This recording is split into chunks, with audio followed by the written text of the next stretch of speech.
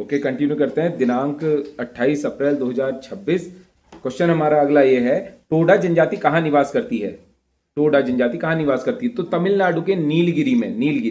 नीलगिरी पश्चिमी घाट का भाग है। नीलगिरी में निवास करती है तमिलनाडु क्षेत्र में टोडा जनजाति। टोडा जनजाति क्यों फेमस है? अपने भैंस पालन के लिए प्रसिद्ध है ये। भैंस पालती है। भैंस पालन। टोडा मुंड्स बांस के बने घर होते हैं। इनके घर जो होते हैं टोडा मुंड्स कहलाते हैं। टोडा मुंड्स ये घर होते हैं, किसके बने होते हैं? बांस के।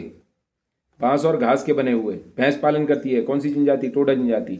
एक अनूठा सा शॉल पहनते हैं ये लोग, इनकी परिधान में आता है। एक अनूठा सा शॉल पहनते हैं, उसको कहते हैं ये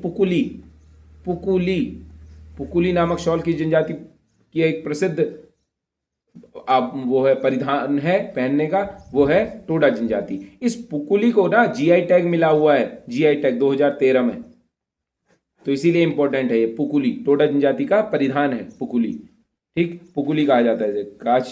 काशीदकार में मतलब नक्काशी की जाती है। सफेद रंग की शॉल होती है, लाल काले रंग से उसे बिनाई की जाती है इसमें। तो टोडा जनजाति कहाँ रहती है? नीलगिरी में रहती है। इंपॉर्टेंट है, याद रखना। अगला सवाल है, शिक्षा की सार्जेंट योजना कब प्रस्तुत की गई थी? सार्जेंट योजना किससे संबंधित है? पहली बात तो यही है, सार्जेंट योजना शिक्षा से संबंधित है। 1944 की शिक्षा नीति है ये। 1944 में सर जॉन सार्जेंट तत्कालीन शिक्षा सलाहकार थे। 1944 में सर जॉन सार्जेंट उन शिक्षा सलाहकार थे, उन्हीं की नाम में शिक्षा की सार्जेंट योजना इसका नाम है। इसे युद्धोत्तर शिक्षा विकास रिपोर्ट या फिर report on post war educational development in India, लड़ाइयां हुई थी ना इस बीच में, पहला विश्व युद्ध, दूसरा विश्व युद्ध, तो दोनों युद्धों के बाद युद्धोत्तर शिक्षा विकास रिपोर्ट इसे कह रहे हैं। इसलिए उद्देश्य था इसका भारत में शिक्षा का स्तर इंग्लैंड के शिक्षा मानकों के स्तर पे लेके आना। तो इसी के तहत भारत में उसी प्रकार से विश्वविद्यालय खोलने के, इसको क्रमिक रूप से करना था। 20 वर्षों का शुरुआती रूप था, फिर 20 वर्षों का अगर अंग्रेज यहां रहते तो क्रमिक रूप से इसमें परिवर्तन होना था भारत की शिक्षा में। लेकिन अंग्रेज उससे पहले ही चले गए, तो ये जो शिक्षा की योजना थी, भारत में शिक्षा का स्तर इंग्लैंड के शिक्षक मानकों के बराबर लाने का ये जो प्रारूप था, ये फिर उस रूप में काम नहीं कर पाया जिस रूप में इसे करना चाहिए था। तो सार्जेंट योजना। ठीक, उसके बाद हमारे स्वतंत्र भारत होता है, फिर कोठारी आयोग आता है। कोठारी आयोग पहली शिक्षा नीति हमारी भारत की बनाता है। और उसके बाद तो अभी कस्तूरी रंगन की अध्यक्षता में हमारी नई शिक्षा नीति आ गई है वर्ष 2020 की। कस्तूरी रंगन की अध्यक्षता में जो नई शिक्षा नीति है, जिसके तहत आप पढ़ रहे हो कि स्कूल का समय बढ़ा दिया गया है। ठीक, वो जो सिस्टम जो बनाया गया वो कस्तूरी रंगन की अध्यक्षता में बनाया गया था। तो शिक्षा की सार्जेंट योजना 1944, सर जॉन सार्जेंट। नेक्स्ट अगला क्वेश्चन है, रेलगाड़ी सेनापति लाभ हानि प्रतिद्वंदिता में कौन सा एक संकर शब्द है? संकर शब्द है। रेलगाड़ी सेनापति लाभ हानि प्रतिद्वंदिता में कौन सा एक संकर शब्द है? संकर शब्द क्या होते हैं पहले तो ये समझिए। दो अलग अलग भाषाओं के जुड़ने से बनने वाले शब्द कहलाते हैं संकर शब्द। इनमें देखिए, रेलगाड़ी सेनापति लाभ हानि प्रतिद्वंदिता, इन चारों में से रेल जो है वो अंग्रेजी का शब्द है कि नहीं है?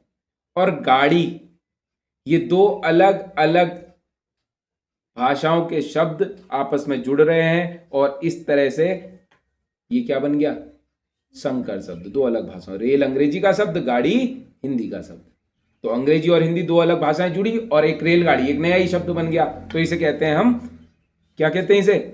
संकर शब्द। वे शब्द जो दो अलग अलग भाषाओं के शब्दों से मिलकर बनते हैं। हिंदी में प्रयुक्त होने वाले वे शब्द देसी और विदेशी भाषाओं जैसे अंग्रेजी, फारसी, अरबी, तुर्की, कई हो सकते हैं, उनके मेल से निर्मित होते हैं।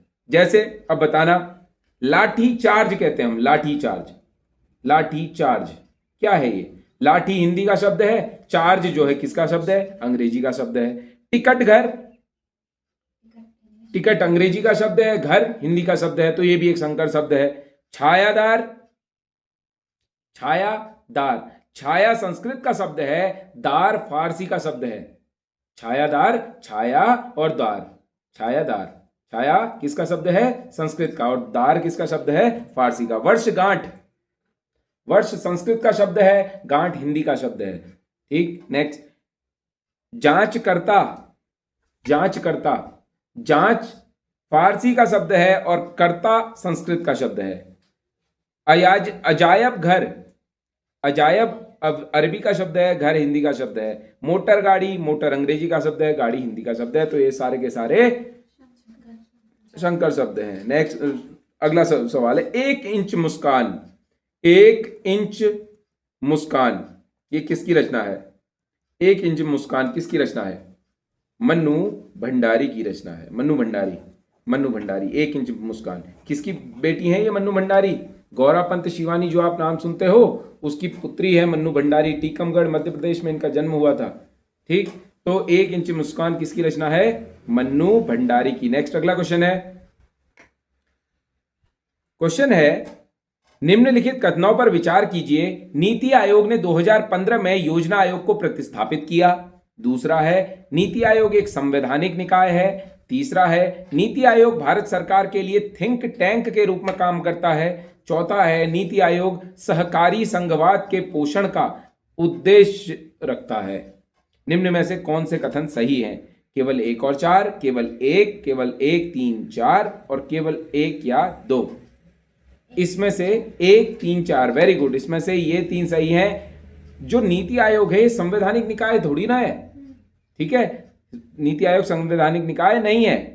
तो नीति आयोग ने, ये सही है, नीति आयोग ने 2015 में योजना आयोग को स्थापित किया था। नीति आयोग भारत सरकार के लिए थिंक टैंक के रूप में काम करता है। इसके जो अध्यक्ष होता है प्रधानमंत्री होता है, मेंबर सारे स्टेट के मिनिस्टर्स, चीफ मिनिस्टर्स होते हैं ना। तो ये योजनाएं बनाने का काम करते हैं, कैसे इंप्लीमेंट होगा ये सारे काम होता है इसका। संविधान में इसको परिभाषित नहीं किया गया है। नीति आयोग सहकारी संघवाद के पोषण का उद्देश्य रखता है। सहकारी संघवाद का जो कॉन्सेप्ट संविधान में दिया गया है उसका पोषण करता है। ये सही है इसका आंसर। तो सी इसका सही हो जाएगा। अभी 2026 में इसके नए उपाध्यक्ष कौन बने हैं? सुमन के बेरी। सुमन के बेरी 2000 अभी है, मतलब ये सुमन के बेरी अध्यक्ष। सीईओ कौन है? निधि छिब्बर। निधि छिब्बर,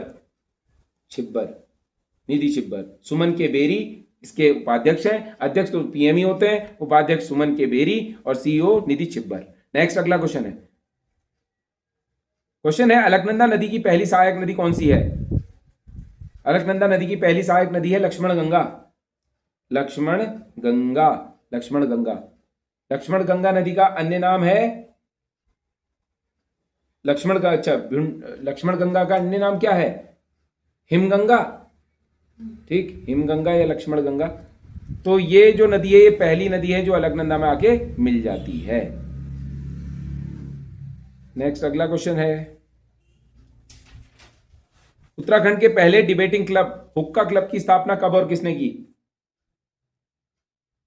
हुक्का क्लब 1870 में डिबेटिंग क्लब की स्थापना हुई थी ना, बुद्धि बल्लभ पंत के प्रयासों से।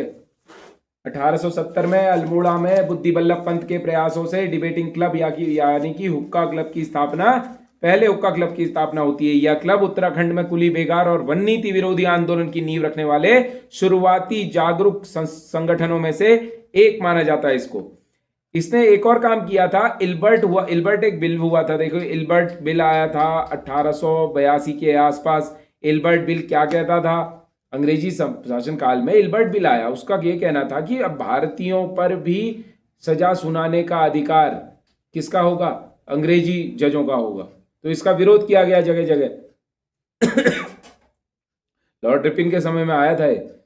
तो इसका विरोध किया गया। तो इसके विरोध के फलस्वरूप उत्तराखंड में भी इसका विरोध हुआ इल्बर्ट बिल का। तो उसका विरोध बढ़ चढ़कर इसी संस्था ने किया था जिसका नाम था डिबेटिंग क्लब। 1883 में उत्तराखंड में डिबेटिंग क्लब द्वारा इल्बर्ट बिल का विरोध किया गया था। और 1885 में खड़क सिंह नेगी ने, जैसे ये हुक्का क्लब बना है, मतलब डिबेटिंग क्लब अल्मोड़ा में बना है कुमाऊं का, बुद्धि बल्लभ पंत के प्रयासों से, खड़क सिंह नेगी ने गढ़वाल डिबेटिंग क्लब की स्थापना कर दी 1885 में। खड़क सिंह नेगी द्वारा 1885 में गढ़वाल डिबेटिंग क्लब की स्थापना कब की गई? 1885 में।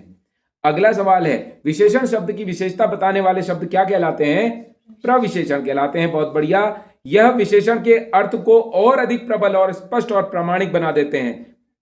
प्रविशेषण क्या करते हैं? विशेषण के अर्थ को और अधिक प्रबल, स्पष्ट और प्रामाणिक बना देते हैं। उदाहरण के लिए अनु बहुत सुंदर लड़की है।